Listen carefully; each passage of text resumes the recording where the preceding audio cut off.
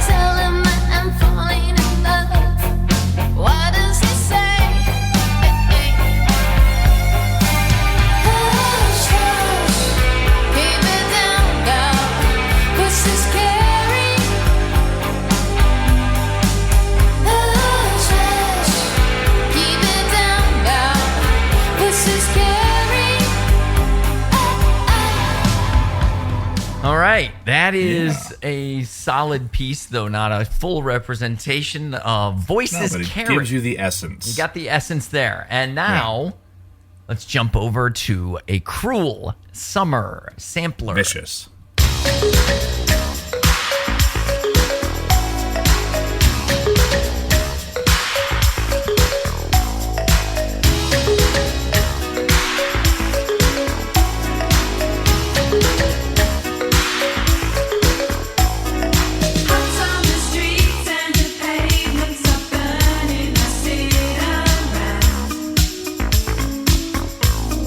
Trying to smile, but the air is so heavy and dry.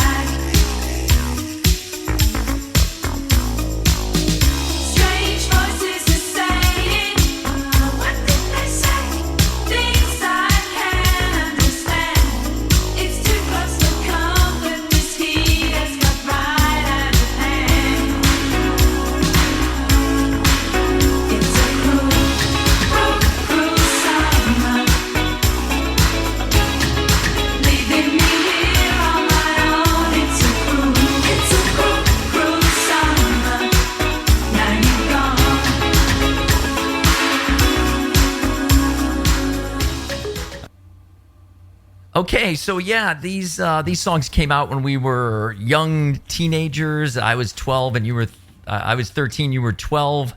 Sounds right. For Cruel Summer and for Voices And a little bit Carry. more mature for Voices Carry. For Voices Carry, I had turned 15 2 days earlier, and you were still a young 14. Yeah. So those came out. Do you like the songs? So let's start with Voices Carry. I like Voices Carry.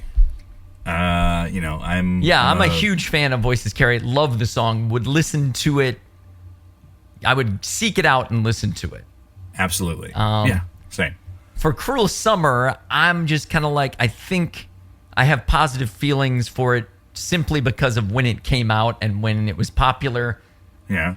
That's not a song that I seek out. I don't dislike it. If it's on, I listen to it, but it's kind of in that of the era fate, for me. For this project, we listened to these songs multiple times, and I can say I'm done with Cruel Summer. You could listen to it never again and be fine. I would be with that. perfectly happy. I would not go, oh, where's Cruel Summer? No, I'm done. I don't like it. So a little bit, you like it less than I do. I won't. Yes. I don't reach over and turn it off, but when it ends, I'm not like, oh, I should repeat that song. Like, yeah, no, never. I am very possibly entering my, hey, I'm going to skip this phase of my relationship to Cruel Summer by Bananarama. All right, well, let's talk about what's the more 80s song of these two, and we can start with Voices Carry. Okay, so yeah, go ahead. The one thing is, because I like Aimee Mann a lot. I like her solo stuff a lot. And it's weird to me how little this sounds like Aimee Mann to me. It's also weird to me how good she is. Oh, yeah. That this was the only hit for Til Tuesday. Yeah. They're not even kind of. I guess they are a one-hit wonder. I don't think of them in that category because of what Aimee Mann went on to. But if you separate her from this and you look at the charting of their songs, this is it. This is it. They went to 8 or whatever we said it was, and then they never cracked the top 25 again. Right. So any argument for like, hey, Aimee Mann is too talented for this countdown because she exceeded the 80s, that might be true, but Til Tuesday is stuck in the 80s for sure. So, absolutely. In terms of looks, I got a quote from the Washington Post about Aimee Mann's look. And, and all caveats in place for sexism of the 80s being in play. But it was still, I thought it was still a good description. Quote, a neo-punk pop princess, a new wave glamour girl, all doe eyes, gangly limbs, and spiky bleached hair with that long braided tail snaking out from underneath. So, that is relatively accurate. I might not have used all those words, but for those who haven't seen her, listeners who don't know what she looked like back then, it's worth a Google. She was leaning into the 80s aesthetic for sure. Absolutely. Absolutely. Some folks on our countdown, when we get to Robert Palmer being in Power Station or whatever, that guy was not leaning into an 80s aesthetic. He was wearing a suit and had his hair slicked back and he was very much his own man. Yeah. So, have you seen the video for this? I have not. I did not watch. I was not compelled to seek it out. Oh, that's too bad. This is one of the handful of videos that, despite my lack of MTV, I was actually familiar with from back then. Oh, wow. Okay. But I did rewatch it, and it's like a story movie, of a woman in a bad relationship with a guy who's doing what the lyrics say, like trying to keep her down. She's in a band. He's trying to say, like, hey, I'm more important. She's trying to look punk. He takes the earring off and puts a conservative earring on her, He tries to make her dress in his, high class. He's a high class guy, and she's this punk girl. Wow. And he's trying to change her. He's trying to change her. He is, and it's stifling her. He's trying to hush her. Yeah. And at the end, he takes her to a show at Carnegie Hall, and you're looking at her sitting in the audience, and she just starts singing, hush, hush, and people around start looking at her like, what's happening here? And then at that end, well, I guess I can needle drop it at like 3:40-ish for those playing along at home. When she goes into that eruption of, he said, shut up.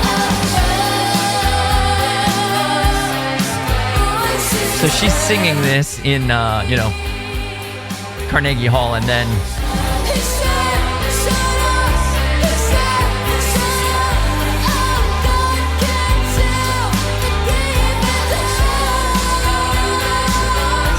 anyway, so he said, shut up. Oh, God, can't you keep it down? Voices Carrie.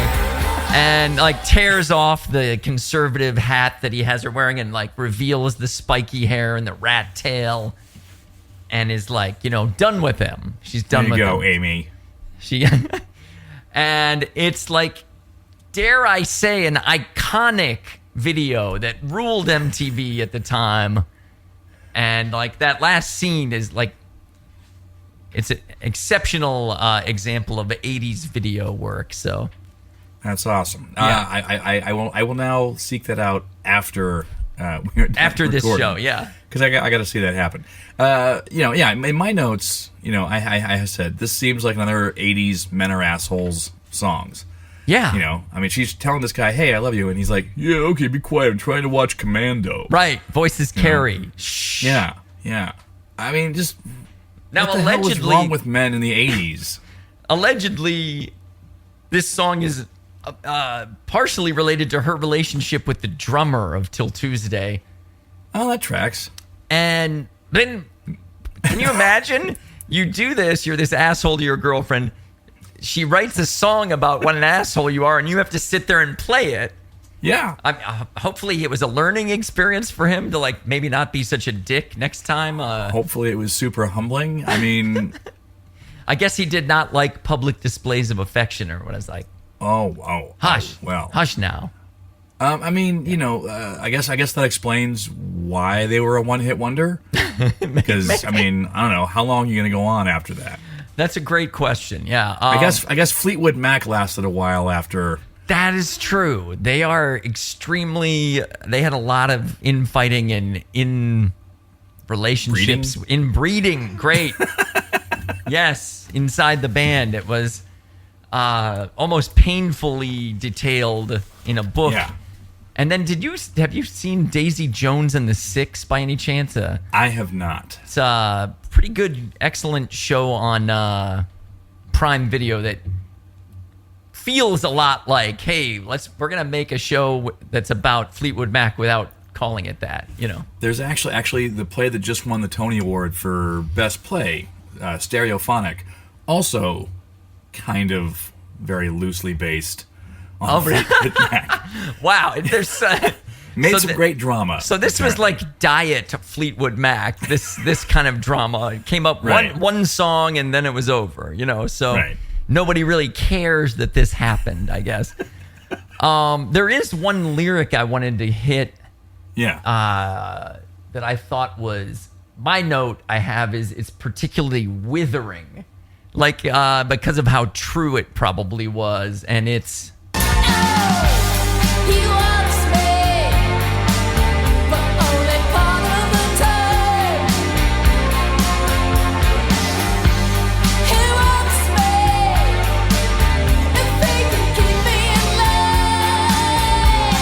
Yeah, so I thought... It does not sound like she's about to put up with that shit. That's, he wants me, but only part of the time he wants me if he can keep me in line.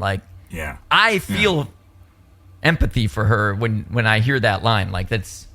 Because I know friends who have been in relationships like that, and it's pretty terrible. So. No, all of us are like, Aimee, Broom him. Yes, broom him fast, see? So, of course, I couldn't let you get out of any discussion of any song without a toid. Hit me. Aimee originally, I don't know if she was trying to mask who she was writing the song about, but she originally wrote this title track and sung it as if she were singing it to a woman. So instead of, she wrote, "She wants me if she can keep me in line," and all the pronouns were as though Aimee were singing about a woman, which, okay, no problem there. But the record company was like, wait a minute, is there lesbianism in there? What the hell? We can't have that. Can't have that. And didn't want that for the mainstream market in 1983, I believe we said, right? 85 for this one. Or 85. Yeah. And so they didn't want that and made them change it to the version we know now, which is particularly corporate assholery that it doesn't surprise me at all. No. Not at all. And this was before all the corporations got on for Pride Month. That's right. Well before that. So Yeah. Well, now we can delve into why we might, and there's plenty of synth in Voices Carry, right? Like you get that creepy it's little synthy, it's angsty, it has that 80s. Yeah, it's got that sound awesome that way. full kind of reverb. It's not that stripped down sound like Violent Femmes we played recently on the show. Right. It's nothing like that, right? It's No. It's and full. it's got and they're using the synth, particularly in the beginning, in this kind of very haunting kind of mood setting way, which is very perfect 80s. for the subject matter of what she's about to talk about. Yeah. Yeah. All right. Do you have any other notes on Voices Carry before we? I don't. I am. Okay. My feelings about Til Tuesday and Voices Carry have been fully expressed, I believe. All right. Well, now let's talk about a song that you no longer or whatever don't like. Basically, I don't know if you ever liked it, but if you did, it was on. It was a song that was on, there. right? Yeah. How do you remember being introduced to Cruel Summer? I remember. I very much remember this and their cover of Venus. Those two songs being in the air in the early '80s, and I remember liking the song pretty well. It was on a lot. It was in the the charts for a while. Yeah, I remember running into this song because of 1984's The Karate Kid. This song is in the movie, but they decided to be dicks about it and not let it be on the soundtrack for The Karate Kid because they were like, yeah, we want people to buy our album, not the soundtrack, Yeah. So like, hey, if you like our song, come buy our album. We're not going to be on your Karate Kid soundtrack. But that's when I became aware of Cruel Summer. Was in Full Karate disclosure. Kid. Yeah. I've never seen The Karate Kid Wow. or Karate Kid 2. Well, or Karate Kid 3, or the Or- next or the Karate new Kid, Karate Kid, or or- Cobra Kai on. I have watched a couple episodes of that. Oh, It was okay. okay. Yeah, that would be weird to watch that not knowing who the characters. I mean, it's hard to I escape know pop who the culture I to have- not know Daniel San, right? And That's the Crane it. Yeah, kick. no. I mean, I have absorbed all of that through the zeitgeist. Yes. Okay. So what do you think about the 80s-ish-ness of Cruel Summer? I mean, it's synthy. It's synthy. It starts with this weird, xylophone kind of thing. yeah, whatever that is. Yeah. Kind of it had kind of a signature, unique sound to it with whatever that is, a marimba, a xylophone. I don't know what the hell that is. Yeah. They're definitely pounding something or pushing buttons to make it sound like they're pounding something. Yes, and I don't have a needle drop for this, but I know there's like later in the song there's a spot where there's a full synth bridge. Let's see if I can find it. Probably not. Oh yeah, here.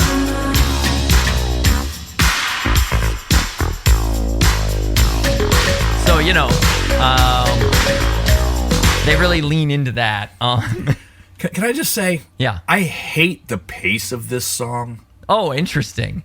It's not fast enough to be really kind of propulsive and compelling in that way, and it just kind of plods along.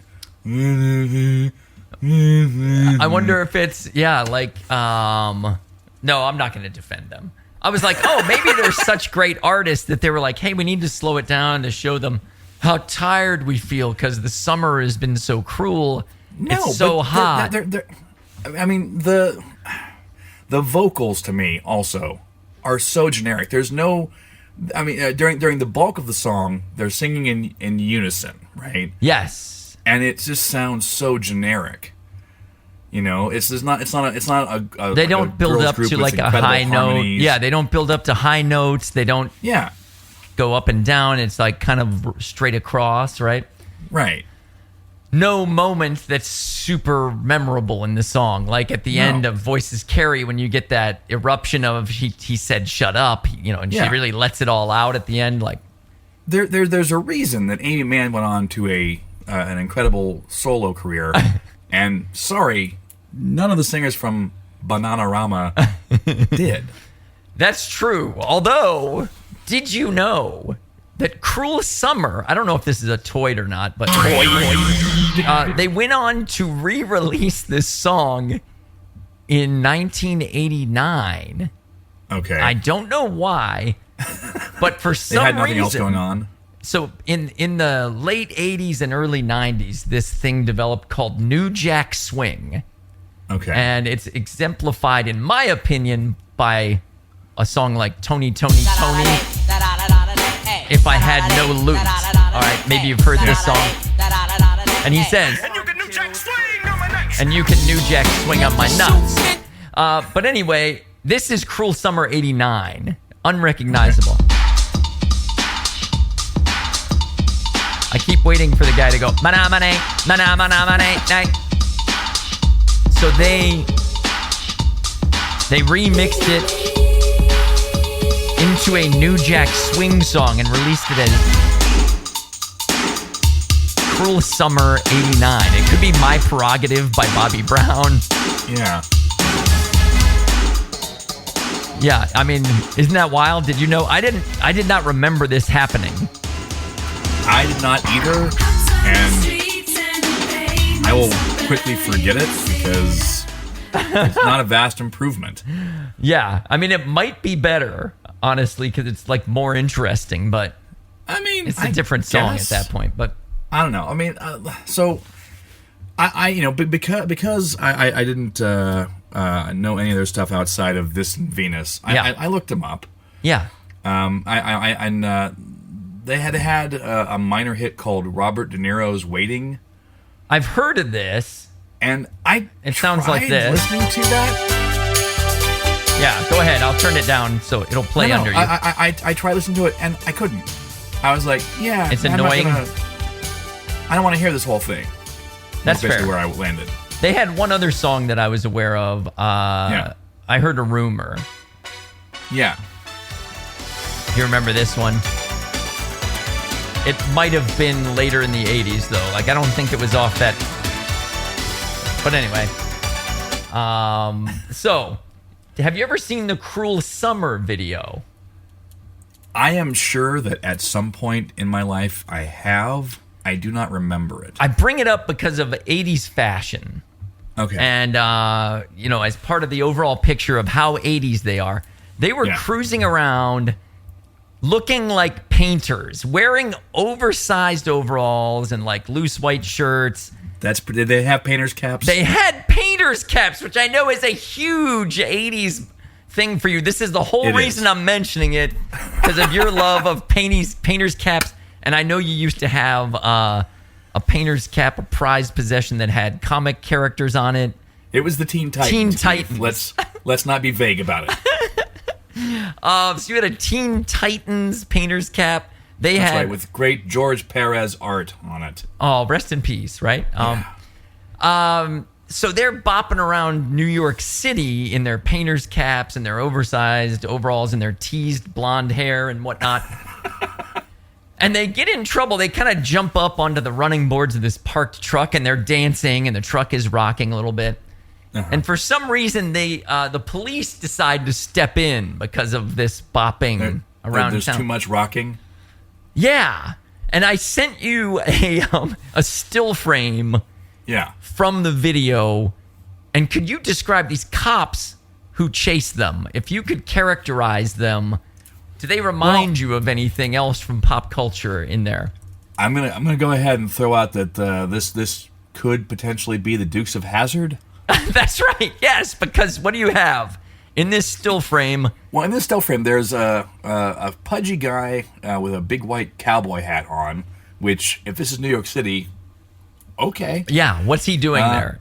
And that's reminiscent of Boss Hogg, right? Yeah, it's very, very, very Boss Hoggish. There's no chance that that's a coincidence, right? Probably not. I mean, but, if this is a UK group, maybe they're like, well, what are cops like in the US? We've watched Dukes of Hazzard. They're like Roscoe Boss P. Hogg. Coltrane and Boss Hogg. Right. Yeah. So that was weird, right? To see that? Yeah. The band steals a truck. The cops chase them. Later on, and the band consumes numerous bananas and throws the peels, covering their windshield with banana peels. Maybe wow, they really leaned into that. They really leaned into the Bananarama mystique there.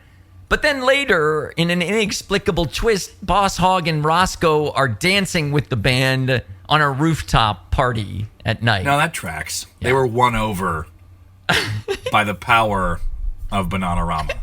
So, my final factoid for you, though, is... And so I thought that added to the 80s-ishness that they actually parodied Hogg and Coltrane there. Right. But... Go back, I don't know, 10, 12 episodes when we did the St. Elmo's Fire episode, right? I remember it well. And your main critique was this guy was on cocaine. Yeah. If you remember that. So Bananarama shoots this Cruel Summer video. It's 100 degrees in August in New York City. Now, that's a pretty cruel summer. Exactly. For those of you who don't know, Joe lived in New York City for the better part of 2 decades, I want to say. I did, yeah. And so you know that those city hot summer days are worse than a country hot summer day. No, it's miserable. There's a reason why so many people leave town in August, because the heat and humidity combine to kind of... all the dirt that's on the ground in New York City, the filthy streets, the rat piss, the garbage... in August, it all rises up into the air so that you have to kind of swim through it. As you're walking down the street. It's a thick aired feeling for sure. It's gross. No, I've said before, being in the subway in August is like standing inside a hobo's asshole. So they were standing inside of a hobo's asshole for 4 or 5 hours shooting this video, and they came back to a tavern, their home base, where they had rented this space to get some lunch. Okay. During lunch, they met some local dock workers, and as you do, and they complained like, it sucks out here, it's shitty. And the dock workers were like, well, here's our secret to dealing with this. And they shared vials of cocaine with Bananarama. Now, according to Siobhan Farley, I'm sorry, not Farley, Fahey, or Fahey. Fahey, probably is more correct. Yeah. According to her, none of the 3 band members had ever tried drugs before that moment, but all 3 of them did copious amounts of cocaine at that lunch. To quote her, quote, when you watch that video, we look really tired and miserable in the scenes we shot before lunch. And then after lunch shots are all euphoric and manic. So I ask you, Joe, what is more 80s than doing a video while high on cocaine? That's pretty on brand for an 80s band. It absolutely is. So that was a big, it's a long way to go for that factoid, long story, but they were high on coke. So, taking all of that into account, Joe. Yeah. I'll go first. For me, despite the cocaine and the fashion and the synth cred and everything, for me, Voices Carry is simply more 80s to me. The feelings I have about it, the experience I had listening to it, the song itself. Yeah. For me, I'm going Voices Carry.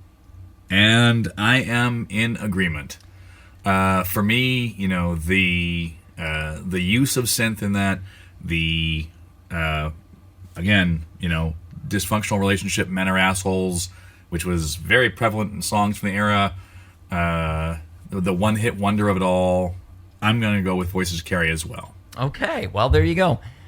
And it's not an upset, Voices Carry is a 3 seed, and Cruel Summer is just an upstart 14 that was once in the Karate Kid. So, but not on the soundtrack. But I can see somebody voting for Bananarama. They might disagree, absolutely. Yeah. And if they do, they should let us know. Yeah, kind of like tell us. We have multiple ways for people to reach us, right? We do. For instance, they can go to our Substack, which is the 80sist.substack.com. They can find us on Facebook by searching for the 80sist podcast. We're on Threads at _80s_est. Nice. Or they can email us at the80sist@gmail.com. I would love that if someone would do that. Wouldn't it be great? And I made the playlists for every region. They're sitting up on Spotify. Just search for the 80s Est. You'll find the podcast and you'll find those playlists. So, and if you're listening to us, maybe you've stumbled across this. If you've stumbled across this, go ahead and subscribe. Yeah. Like our podcast. Sure. Leave a review. Do all those things. Get it in your inbox. Get it in your podcasts app every time a new one comes out. Monday through Thursday. You shouldn't have to search for it. That's right. We're Monday through Thursday these days, and people on Friday are like, hey, I need my fix, man. That's right. But, You know what I would suggest? Re-listen to the previous week's episodes. That's a great point. Yeah. Yeah. So anyway, there it is. We go Voices Carry. Let us know what you think. But that's going to be all for today's show, I guess. So it is. Yeah. Join us next time on the 80s Est when we will explore our next matchup. 7, Some Like It Hot versus 10, Let's Go All the Way. Until then, on behalf of Joe, this has been Keith saying, wait, is that Ali Sheedy making me stovetop stuffing? I'm staying.